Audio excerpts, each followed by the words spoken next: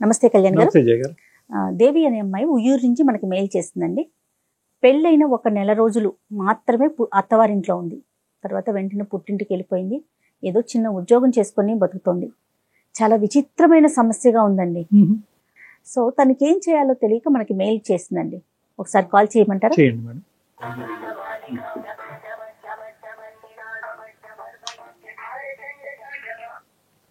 Hello hello, దేవి గారండి, నేను జయానండి, అందమైన జీవితం ప్రోగ్రామ్ నుంచి కాల్ చేస్తున్నాను.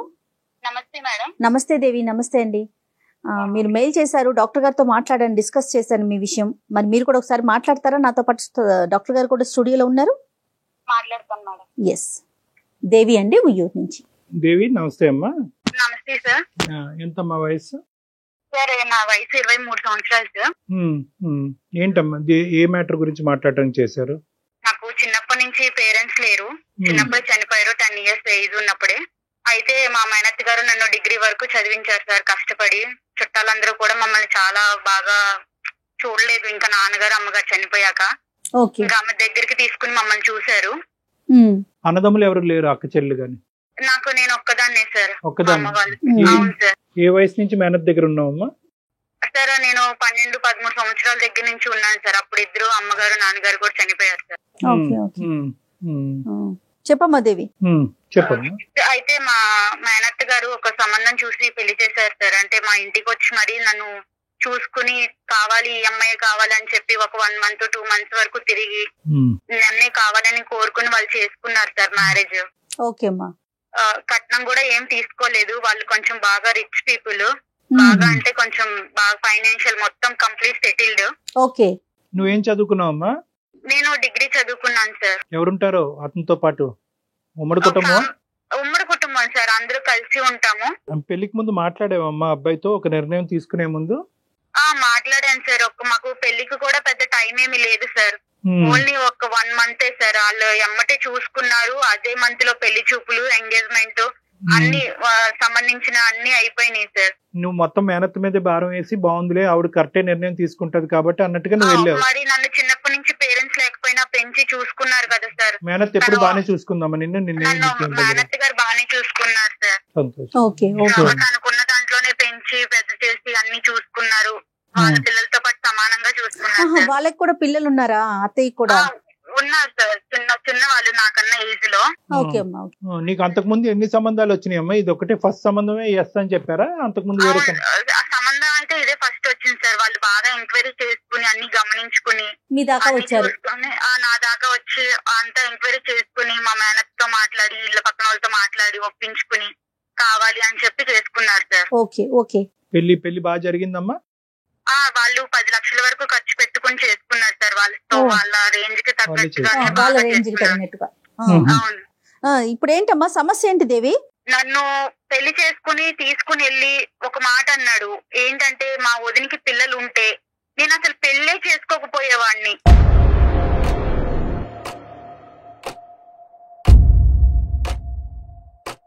వదినికి పిల్లలు ఉంటే నన్ను చేసుకోకపోవడం ఏంటి, నాకెందుకు ఇట్లా మాట్లాడాడు ఈయన అని చెప్పేసి నేను కొంచెం లోపల చాలా బాధపడ్డాను మేడం. ఆ తర్వాత ఈవిడ ఏమన్నారంటే, నాకు ఎక్కడ ఈయన అన్న ముందు కన్నా నాకు ఎక్కడ అనుమానం కలిగిందంటే, మా ఫస్ట్ నైట్ అప్పుడు అంటే అక్క, మా బావగారి వైఫ్, మా హస్బెండ్ వదిన కాల్ చేసి ఈవినింగ్ టైము వీళ్ళు ఫస్ట్ నైట్ కి మా ఇంటికి వస్తారు అన్న టైంలో కాల్ చేసి వీళ్ళిద్దరు, ఈమె ఎలా చెప్పిందంటే, మీ హస్బెండ్ మరిది గారు నీతో ఇలా ఉంటాడమ్మా చెల్లి, నేను ఇలా చేస్తారు, ఇట్లా ఉంటారని ఆమె ఎట్లా చెప్తుందంటే, కంప్లీట్ లైవ్ ఒక ఎక్స్పీరియన్స్ చేస్తే మనం ఎలా ఒకరికి ఓపెన్ గా చెప్తామో అంతలా చెప్పింది సార్.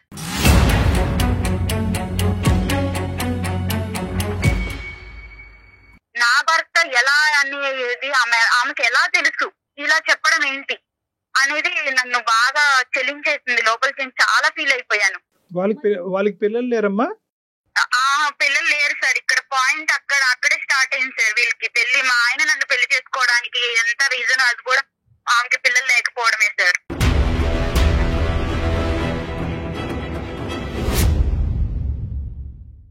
వీళ్ళకి, మా బావగారు వాళ్ళకి పెళ్లి అయ్యి 6 సంవత్సరాలు అయింది సార్. 6 సంవత్సరాలు అయింది. పిల్లలు అస్సలు లేరు.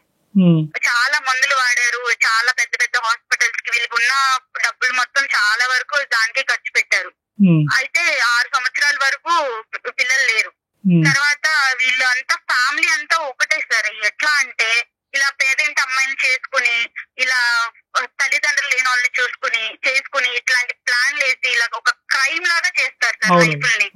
కానీ నాకు తెలియక అడుగుతానమ్మా, ఇది అసలు మీ భర్త ఏదైతే ఒక ఎజెండాతో నిన్ను పెళ్లి చేసుకున్నాడో ఆ ఎజెండా సీక్రెట్ గానే కంటిన్యూ చేయొచ్చు కదా. నీ ఎదురుగుంటా కూర్చుని మా వదినకి పిల్లలు ఉంటే కనుక నిన్ను చేసుకుని ఉండేవాడిని కాదు అనే మాట నీకు డిక్లేర్ చేయవలసిన అవసరం ఏముంది?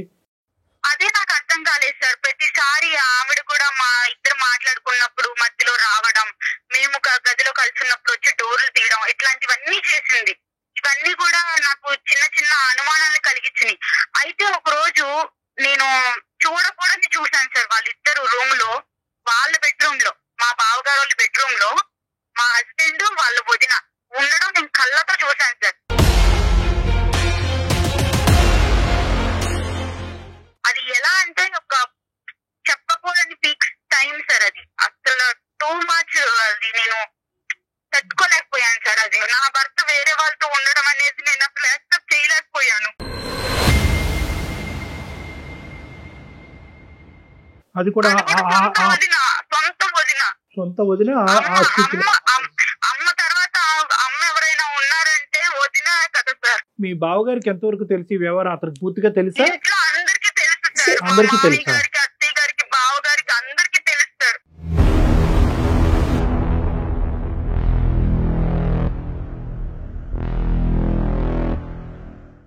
అందరికీ తెలుసు. తోటికోడలు కూడా నాలాగా లేని పరిస్థితి నుంచి వచ్చి తామని కూడా అలాంటి ఇంటి నుంచి చేసుకున్నారు. వీళ్ళు ఇద్దరు అన్నదమ్ములు కూడా లేట్ మ్యారేడ్ సార్. సరే, మా బావగారికి ఏమో 40 ఏళ్ళకి పెళ్లి చేశారు, మా ఆయనకేమో 38 ఏళ్ళకి పెళ్లి చేశారు, నాకేమో 23 సంవత్సరాలు. ఎంత గ్యాప్ చూడండి సార్. ఇలాంటి సరే నాకు పెళ్లికి ముందు చెప్పలేదు సార్ వీళ్ళు ఇవేమి, తర్వాత చెప్పారు. చెప్తే నువ్వు ఎందుకు చేసుకుంటావు కానమ్మా. వీళ్ళందరూ ఏంటంటే అలాంటి బక్రాలను ఎదుర్కొని ఎవరైతే కనుక దిగు స్థాయి దిక్కులేనటువంటి వాళ్ళు ఉంటారో, ఎదురు దాడి చేయరు, ఎటువంటి ప్రశ్న అడగరు, ఒక మూలన పడి ఉంటారు. అయినా కానీ నిన్ను చేసుకోవటం ఎందుకమ్మా? ఇప్పుడు అంటే పెళ్లి అనే ఇప్పుడు వాళ్ళ వదినతో నిజంగా ఆ వ్యవహారం నడిపిస్తే కనుక ఆ ట్రయాంగిల్ లవ్ స్టోరీ అలాగే కంటిన్యూ అవనియండి. మధ్యలో నిన్నెందుకు తీసుకొచ్చారంటే ఎందుకు బలి చేశారు అసలు? అది లవ్ కాదు సార్, అది ఒక రకమైన కామం అన్నమాట. నీ దురదృష్టం ఏంటంటే కనుక ఇక్కడ కట్నం అడగకుండానే చేసుకున్నారు, పెద్దింటి కుటుంబంలో చేసుకున్నారు, తల్లి లేని పిల్లని చేసుకున్నారు, జాలిపడి చేసుకున్నారు అనే యాంగిల్లో ఎంతో కొంత ఒక వ్యవహారాన్ని కనుక్కోకుండా, ఎందుకంటే ఇలాంటివి ఎక్కువ దాగేటటువంటి కాదమ్మా. సార్ వీళ్ళకి ఫస్ట్ నుంచి కూడా రిలేషన్ ఉందని చెప్పేసి చుట్టుపక్కల వాళ్ళకి, ఇంట్లో పనిచేసే ఒక పని ఆవిడికి, అందరికి కూడా వీళ్ళ మీద చిన్న అనుమానం అనేది ఉంది సార్. నీకు వెళ్ళాక గానీ తెలియలేదు అంతేనమ్మా? వెళ్ళాక గానీ తెలియలేదు. ఈయన కూడా ఫస్ట్ నుంచి కూడా ఇట్లా నాకు ఫస్ట్ నైట్ అప్పుడు చెప్పడం, ఈయన ఇలా ఇవన్నీ కూడా ఇంకా నేను కూడా స్లోగా అందరినీ కనుక్కోవడం ఇలా జరిగింది సార్. ఇవి జరిగిన తర్వాత మా మామయ్య గారికి, అత్తయ్య గారికి అందరికి కూడా నేను దీన్ని ఎక్స్ప్లెయిన్ చేశాను మేడం. చేసినందుకు నన్ను వాళ్ళు ఆ రోజు సాయంత్రమే తీసుకొచ్చేసి మా ఇంట్లో మా మేనత్త దగ్గర నన్ను దింపేసి, మీ అమ్మాయిని ఇలా పెంచారు మీరు ఇలాగే పెంచడం, ఇలాగే ఈ అమ్మాయికి మంచి మర్యాద అని చేసుకున్నాం మేము, మా మీద బొరుగు జల్లుతుంది అంటే వాళ్ళ వైపు ఏమీ తప్పు లేనట్టుగా మాట్లాడుతున్నారు అంతేనమ్మా? మాట్లాడి మా మేనత్త గారికి చెప్పి దింపేసి వెళ్ళిపోయారు మేడం మా మావయ్య గారు. మరి అత్తయ్యకి మీరు ఎక్స్ప్లెయిన్ చేశారా? అందరికి చెప్పాను మేడం. ఒక్కటే తెలిసి వాళ్ళందరూ తెలిసి ఇదనేది జరుపుతున్నారు.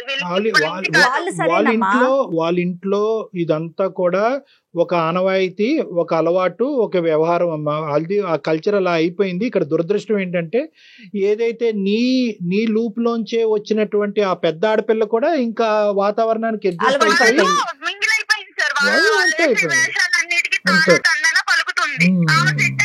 మీ మేనత్త కూడా నిన్ను అర్థం చేసుకోలేదా? ఆవిడేమంటారు? చేసుకున్నావు అక్కడ, అందుకే వాళ్ళు తీసుకొచ్చి దింపారు. ఏం జరిగిందో చెప్పంటే ఇది నాకు చెప్పాను. అయినా కూడా అలా ఎలా చేస్తారు అంటే వీళ్ళని ఎలా నమ్మించేశారు వాళ్ళు. నమ్మట్లా. సో నువ్వేదో ఇక్కడ కావాలని నాటకం ఆడి నీ జీవితాన్ని నువ్వు పాడు చేసుకుంటున్నావు అనేటటువంటి ఆలోచన మా అందరికీ కూడా ఇక్కడ ఏ కోసాలు కూడా మాకు లేదు. ఏమన్నా మాట్లాడదామా కళ్యాణ్ గారు? సార్ నేను ఏంటంటే ఇప్పుడు నా జీవితం అనేది పెద్ద క్వశ్చన్ మార్క్ లో పెట్టేశారు సార్. ఇప్పుడు నేను దానికి సమాధానం వెతుక్కోలేకపోతున్నాను. ఎంతకాలం అక్కడ కలిసి ఉన్నావమ్మా? ఎంతకాలం కుటుంబంలో ఉన్నావు? నేను ఒక 20 రోజులు 22 రోజులు అట్లాగే కలిసి ఉన్నాను సార్. నెల లోపే సార్. ఈ 2 years పాటు, ఈ 2.5 years పాటు మీ ఇద్దరి మధ్యన కమ్యూనికేషన్, మెసేజెస్, అతను మీ ఇంటికి రావటం నెంబర్లన్నీ బ్లాక్ చేసేసారు. నేను అక్కడ నుంచి వచ్చాక కూడా నేను కాల్ చేస్తున్నానని చెప్పేసి నా నెంబర్ బ్లాక్ చేసేసారు సార్. వాళ్ళ ఇంట్లో వాళ్ళకి చేస్తే మా అబ్బాయికి ఫోన్ చెయ్యొద్దు, మా అబ్బాయితో మాట్లాడొద్దు, ఏదన్నా ఉంటే నువ్వు పెద్దోళ్ళని తీసుకొచ్చుకో, మాట్లాడుకో, నువ్వేమి ఇట్లా కాల్ చేసినంత మాత్రాన్ని నీకు ప్రేమ ఉందని మేమేం కరిగిపోము, నువ్వు పెద్ద మాట్లాడాల్సిన మాటలు మాట్లాడి నిందలేసి వెళ్ళిపోయావు. అసలు నువ్వేం ఎక్స్పెక్ట్ చేస్తున్నావమ్మా? ఇప్పుడు ఏం లేదు మేడం, అటు నాకు డైవర్స్ ఇవ్వట్లేదు, ఇటు నన్ను తీసుకువెళ్ళట్లేదు. ఈ పెద్ద మనుషులు తీసుకెళ్ళి మాట్లాడినా కూడా అది ఉపయోగం లేకుండా పోయింది. వాళ్ళకున్న ఇన్ఫ్లుయెన్స్ తో ఏమేమో మాట్లాడి మమ్మల్ని మ్యానిపులేట్ చేసేసారు. ఇక్కడ నాకు ఎటు క్వశ్చన్ లేక నేను మా యూర్ ఓపెన్ టు ఆల్ కదా. అంటే ఒకటే నేను అడిగేది ఏంటంటే, యూర్ ఓపెన్ టు ఎవ్రీథింగ్ కదా. డైవర్స్ అయినా మళ్ళీ కలిసి వాళ్ళు ఏదైనా మార్పు వచ్చి ప్రత్యేకమైనటువంటి స్ట్రింజెంట్ కండిషన్స్ పెట్టుకుని అక్కడ నీకే కలిసి ఉండాలనే ప్రయత్నంతోనే నేను అందమైన జీవితానికి మెయిల్ చేశాను. కలిసి ఉండాలనే ప్రయత్నం. నేను ఆ ఇంట్లో వాళ్ళందరి మధ్యలో కలిసి అయితే ఉండలేను సార్ నా భర్తతో. ఇప్పుడు నీ భర్తని వాళ్ళు మౌల్డ్ చేసి, మాడిఫై చేసి, ఆ విధంగా ఉచ్చులోకి తీసుకెళ్లి పిల్లలకి అనేటటువంటి మెషిన్ లాగా పట్టుకెళ్లారనే ఉద్దేశమా నీకు? అంటే నీ భర్త ఇప్పటికీ నీ భర్తను నువ్వు ట్రస్ట్ చేస్తున్నావా? కాబట్టి భర్త బయటకు వస్తే కాపురం చేస్తానని అంటున్నావా? అవును సార్, అవును సార్. ఆ కుటుంబంలో వ్యక్తే కదా నీ భర్త కూడా. నువ్వు కుటుంబాన్ని వేరు చేయండి, నా భర్తను తీసుకురండి అంటున్నావు. నేను ఒక జాబ్ చేసుకుంటూ జాబ్ లో కూడా నాకు ఎన్ని అనుభవాలు ఎదురవుతున్నాయి సార్. ఒక పెళ్ళయ్యే అమ్మాయి పెద్ద నుంచి మళ్ళా వచ్చి జాబ్ చేసుకుంటుంది అంటే ఎంత నరకం అనిపిస్తున్నానో ఒక ఆడపిల్లగా నాకు మాత్రమే తెలుస్తారు. రాకూడదు. వీలైనంత వరకు ఆ కుటుంబం నుంచి దూరంగా ఉండేటటువంటి ప్రయత్నం గురించే మేము కూడా ఒక ఎఫర్ట్ పెడతాం అమ్మా. కాదు కూడదు అతని వ్యవహార శైలి అలాగే ఉందనుకోండి, అప్పుడైనా డైవర్స్ తీసుకుని నీ మటుకు నువ్వు బతికేటటువంటి, నీ కాలం మీద నువ్వు బ్రతికేటటువంటి ధైర్యం నీకుందా? ఉంది సార్. నేను ఇప్పుడు ప్రెసెంట్ జాబ్ ఇష్యూ తేలాలంతే నీకు. అంతేనమ్మా. అవును సార్. నా జీవితం ఎందుకు క్వశ్చన్ చేశారు, నన్ను ఇలా ఎందుకు మోసం చేశారు, ఎంతమంది అమ్మాయిలు జరుగుతుంది. అర్థమైందమ్మా. నువ్వు రెండు, అదే నేను ఇందాక చెప్తున్నాను కదా, నువ్వు అన్ని డైరెక్షన్స్ ఓపెన్ గా ఉంచితే కనుక మాకు ఈజీ అవుతుంది. లేదండి ఎలాంటి మనిషి అయినా పర్వాలేదు అతనితో పాటే నేను ఉంటాను అంటే కనుక మా ముందు కాలం బంధం వేస్తాను. నేను వెళ్తాను సార్ వేరు కాపురం. లేదు డైవర్స్ ఇస్తానన్నా నేను దేనికైనా సిద్ధంగా ఉన్నాను. నా జీవితానికి ఒక సమాధానం అనేది కావాలి. సరే నెంబర్ ఫోన్ పిక్ చేస్తున్నాడు అతను, బ్లాక్ చేశాడు.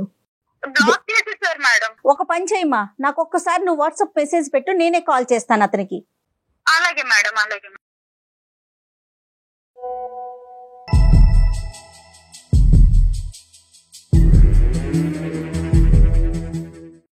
హలో హలో, సుధీర్ అండి? అవునండి. దేవితో ఇంతకు ముందే మాట్లాడాం మేము. దేవి మీ భార్య. 2.5 సంవత్సరాల క్రితం కలిసి కాపురం చేసిన మీ భార్య. ఏదో ఒక ఇష్యూ చెప్తా ఉంది సుధీర్. తన్ని మీరు పెళ్ళైన నెల రోజుల్లోనే పుట్టింట్లో వదిలేశారని, ఇప్పటికి 2 సంవత్సరాలు అవుతోందని, పెద్ద మనుషుల ద్వారా వచ్చినా కూడా సమస్యకి పరిష్కారం కావట్లేదు, నన్ను ఏం చేయమంటారు అని మాకు ఒక మెసేజ్ పెట్టింది. మేమే కాల్ చేశాము. సో తన ఫోన్ పిక్ చేయట్లేదని నేనే మీకు కాల్ చేయటం జరిగింది సుధీర్. అసలు ఏం జరిగింది ఏంటి అసలు నేను ఎందుకు ఎక్స్ప్లెయిన్ చేయాలి మేడం? అంటే నేను ఎందుకు చెప్పాలి ఇదంతా? ఎవరు మాకా?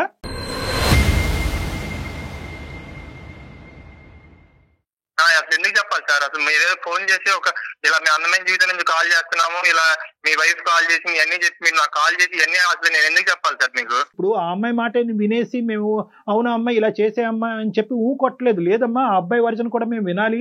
ఆ అబ్బాయి పడేటటువంటి బాధ ఏంటి అనేది మాకు అర్థం అవ్వాలి అంటే కనుక, ఆ అబ్బాయి నెంబర్ ఉందా అంటే కనుక నెంబర్ ఎత్తట్లేదండి అంటే కనుక సరే మేము ట్రై చేసుకుంటాం, రిక్వెస్ట్ చేసుకుంటాం అనేటటువంటి ఉద్దేశంతో నీకు కలపటం జరిగిందే గానీ నిన్ను ఇబ్బంది పెట్టే ఉద్దేశం కాదు నన్ను. అది కూడా నువ్వు దయచేసి అర్థం చేసుకోవాలి. మీరు ఇబ్బంది పెడుతున్నారని కాదు సార్, పెళ్ళైన కాడి నుంచి ఇబ్బంది పెడతానే ఉంటాను. ఎలాంటి ఇబ్బంది పెట్టింది? ఎవరు ఇబ్బంది పెట్టారు చెప్పండి. ఎవరిని ఇబ్బంది తెలీదా? ఎవరిని ఇబ్బంది పెట్టారు నీకు తెలీదా? మీరు నన్ను ఇబ్బంది పెట్టి నన్ను కావాలి మా ఇంటి చుట్టూ తిరిగి మీరు నన్ను పెళ్లి చేసుకున్నారు, నా జీవితం నాశనం చేశారు మీరు.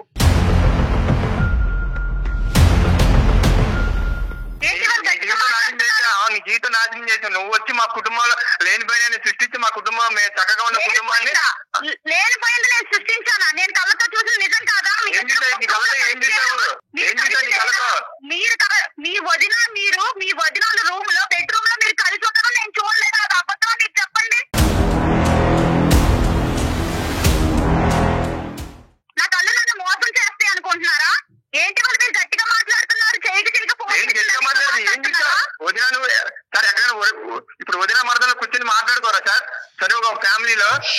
పడుకుంటారు, చేతులు పట్టుకుని చేతులు వేసుకుని మంచాల మీద పడుకుంటే సార్ ఆ రోజు మా వదిన వాళ్ళ పర్సనల్ ప్రాబ్లం ఏదో మా వదిన వాళ్ళ ఇంట్లో పర్సనల్ ప్రాబ్లం ఉంటే అది నాకు చెప్తుంది సార్. అది నువ్వు ఎవరికి చెప్పమాకని చెప్పి ప్రామిస్ తీసుకుని సార్. అది చూసుకుని తినేదో ఊహించేసుకుని డాక్టర్ గారు నేను చెప్పే అంత అబద్ధం డాక్టర్ గారు. నేను చెప్పే అబద్ధాలు నీకు అంటే వదిన మనుషులు అంటే ఇంత చనువుగా ఉంటారని నాకు తెలియదు. మరి మీ ఇంట్లో నేను చూసేంత వరకు, నేను బయట చూసాను కానీ ఇలాంటి చూడలేదు. మీ అంత చనువుగా నేను ఇగో ఇట్లా మంచాల మీద అంత చనువు ఉంటారని నాకు ఇప్పుడే అర్థమైంది. ఒకటి సుధీర్, ఒక్క నిమిషం అమ్మ మాట్లాడమాట నీకు అదే చెప్తాను లాస్ట్ టైం కూడా మీ అత్తని తీసుకొచ్చి మాట్లాడినప్పుడు. దేవి నువ్వు లేనిపోయిన క్రియేట్ చేయమాక. చక్కగా మా ఫ్యామిలీలోకి వచ్చి నువ్వు లేనిపోయిన క్రియేట్ చేసి ఇప్పుడు మా ఫ్యామిలీ మొత్తం డిస్టర్బ్ అయ్యేలా చేసావు. నువ్వు అసలు ఏం మాట్లాడుతావు నువ్వు? అసలు నువ్వు షోకి వెళ్ళాల్సిన అవసరం ఏంటి నీకు? దేవి అలా పుట్టాడు, ఎవరికి తెలుసు? ఎవరికి పుట్టాడండి? ఏమాట బుద్ధి ఉందా బుద్ధి లేదా అసలు నీకు?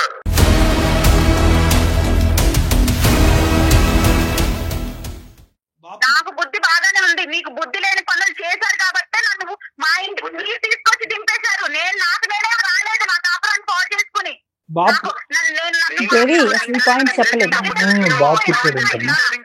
మాకేం సరదా కాదు పెళ్లి చేసుకుని తీసుకెళ్ళి దించడానికి. నిన్ను సరదా కాదా? మరి నా జీవితం మీకు సరదా అయిపోయింది, అందుకే నన్ను దింపేశారు మీరు. ఒక 2 minutes ఉండండి. ఇప్పుడు నేను అడిగేటటువంటిది ఒకే ఒక పాయింట్ ఏంటంటే, ఈ 16 రోజుల ఫంక్షన్ అప్పుడు మీరు ఆ విధంగా ఎందుకు చెప్పాల్సి వచ్చింది? అంటే పిల్లలు ఉండుంటే కనుక, వదినకి పిల్లలు ఉండుంటే కనుక అసలు పెళ్ళి అనేది రూల్ అవుట్ చేసేసి ఉండేవాడిని అనేది ఎందుకు అన్నారు మీరు? బేసిక్ గా నాకు పెళ్లి అనే దాని మీద నాకు ఇంట్రెస్ట్ లేదు సార్. ఓకే, నేను సింగిల్ గా ఉందామనే పాయింట్ ఆఫ్ వ్యూ లోనే నేను ఫస్ట్ నుంచి ఉన్నాను సార్. ఇప్పుడు అదే మా వదినికి మా అన్నయ్యకి పిల్లలు ఉంటే ఆ పిల్లలతో నేను కొంచెం మంచిగా టైం స్పెండ్ చేసి నా లైఫ్ అలా లీడ్ చేస్తూ ఉండేవాడిని సార్. సో మా అన్నయ్యకి మా వదినికి పిల్లలు లేరు కాబట్టి. ఇప్పుడు ఆ అమ్మాయి సంగతి ఆలోచించావా? అంటే నేను దిక్కు లేక, ఏ పని పాటు లేక, నాకు అవసరం లేకపోయినా కూడా నేను తీసుకొచ్చి ఈ బెడ్రూమ్ లో కూర్చోబెట్టాననే ఉద్దేశం అమ్మాయికి కలుగుతుంది కదా. అక్కడి నుంచి ఆ అమ్మాయి ఆలోచన. డాక్టర్ గారు ఏమండి, మనకే పిల్లలు ఉంటే బాగుంటది కదా, అలా ఎందుకు ఆలోచించలేదు మీరు? నువ్వు వచ్చావు, మా అమ్మ బాగా చూసుకుంటది, మనకు పిల్లలు కలుగుతాయి అని నాతో ఎందుకు అనలేదు? ఆ మాట అనుకుంటే నువ్వు అనుకుంటా నీకు నచ్చినవి అన్ని నువ్వు ఊహించుకుంటా ఉంటే మనకే పిల్లలు చెప్తున్నా. ఇంకొకసారి మాట అంటే బాగోదు చెప్తున్నా, మళ్ళీ చెప్తున్నా. మీరు ఏం బాగోదు ఏం చేస్తావు చెప్పు.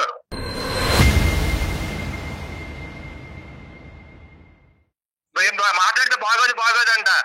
నువ్వు వచ్చాక కూర్చుని ఏమంటే మీరు ఆ రోజు ఇలా అన్నారు, ఎందుకు అన్నారు, ఏంటి దాని ఉద్దేశం ఏంటని నువ్వు అడిగావు నన్ను.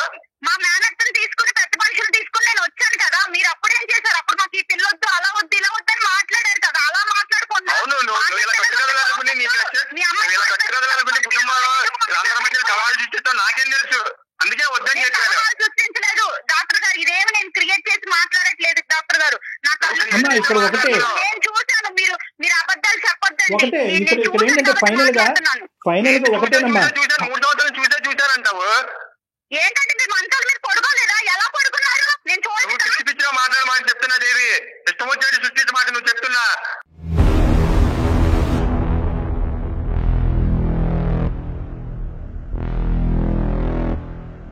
అదే తప్పు చేస్తే మీరు ఊరుకుంటారా? ఊరుకోరు కదా. ఊరుకోరు, ఎవరు ఊరుకోరమ్మా. అలా కదమ్మా, ఇవన్నీ కాదు అమ్మా. ఒకటి, at the end of the day నువ్వు మాకు ఈమెయిల్ పంపించడానికి ప్రధానమైనటువంటి కారణం ఏంటంటే, ఇన్ని లోపాలు ఉండేటటువంటి కుటుంబంలో నా భర్త ఇవన్నీ ఉన్నా కూడా, నేను చూడకూడనటువంటి సిచ్యువేషన్ నా భర్త వాళ్ళ వదినతో చూసినా కూడా, ఈరోజు నా భర్త అంగీకరించి బయటకు వస్తే కనుక అతనితో పాటు నేను ఉండటానికి రెడీ అని నువ్వు అంటున్నావు. దానికి అతను రెడీయా కాదా అన్నది ఫస్ట్ అది తేల్చుకుని దాన్ని బట్టి మనం మిగతా మాటలు మాట్లాడుకోవాలి. కానీ ఇంకా ఒకరి మీద ఒకరు సుధీర్, అది కాదు. ఇప్పుడు ఆ అమ్మాయి నీకు కావాలా సుధీర్? ఆ అమ్మాయిని మీరు స్వీకరించడానికి రెడీగానే ఉన్నారా? సార్ స్వీకరించడానికి రెడీగా ఉన్నారంటే సార్, తను మళ్ళీ వచ్చిన కాడి నుంచి మళ్ళీ ఏదో స్టోరీ క్రియేట్ చేసి మళ్ళీ వెళ్ళిపోతే మళ్ళీ ఎవరు సార్ రెస్పాన్సిబిలిటీ? లేదు, ఇప్పుడు ఆ అమ్మాయి ఏంటంటే ఈ అంశాలన్నీ పక్కన పెట్టేసి మీ వదిన గారితోనూ ఇలాంటి ఇష్యూస్ ఇవన్నీ ఏం మాట్లాడకుండా, మళ్ళీ ఫ్యూచర్ లో ఇవి రాకుండా, పాస్ట్ తవ్వకుండా ఆ అమ్మాయి అన్ని కూడా వెనక్కి పెట్టేసి మళ్ళీ మీ జీవితంలోకి రావడానికి రెడీగానే ఉంది. ప్రొవైడెడ్ ద కండిషన్ ఏంటంటే ఆ కుటుంబం నుంచి మీరు బయటకు విడికాపురం రావాలంట. దానికి మీరు రెడీనా అని అడుగుతారు. ఎందుకంటే ఆయన కోరుకున్నట్టుగా వాళ్ళ వదినికి బాబు కూడా పుట్టాడు డాక్టర్ గారు. నన్ను ఎప్పుడైతే వాళ్ళు దింపేశారో ఆ అమ్మాయి తర్వాత ప్రెగ్నెంట్ అయ్యింది. ఇప్పుడు వాళ్ళ ఇంట్లో బాబు జరిగాక నన్ను ఇంకెందుకు తీసుకెళ్ళి ఏం మాట్లాడుతున్నావు? నీ బుద్ధి ఉందా బుద్ధి లేదా?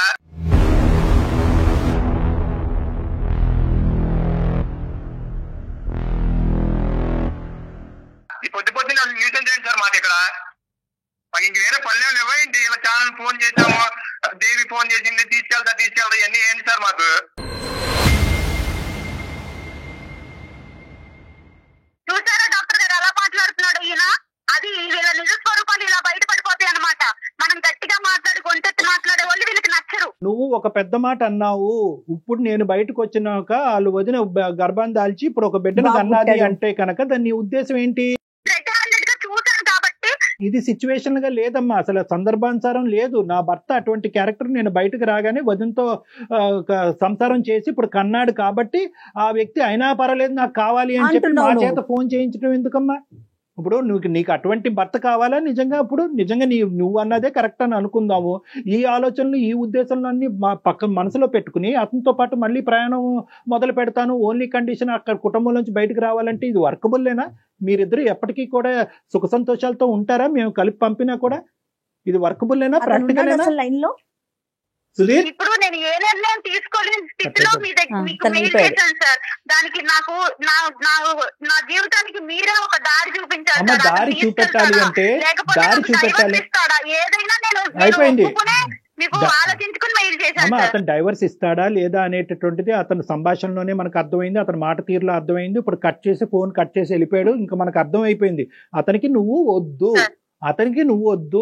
అదైతే క్లియర్ కట్ గా అతను ఏంటంటే అతనికి నీవు వద్దు అనేటటువంటి మాట అతని నోటి ద్వారా అతను చెప్పకుండానే మీ ద్వారానే డైవర్స్ అప్లికేషన్ అక్కడ పంపించాలనేటటువంటి ఉద్దేశంతో వెయిటింగ్ గేమ్ ఆడుతున్నారు వాళ్ళు.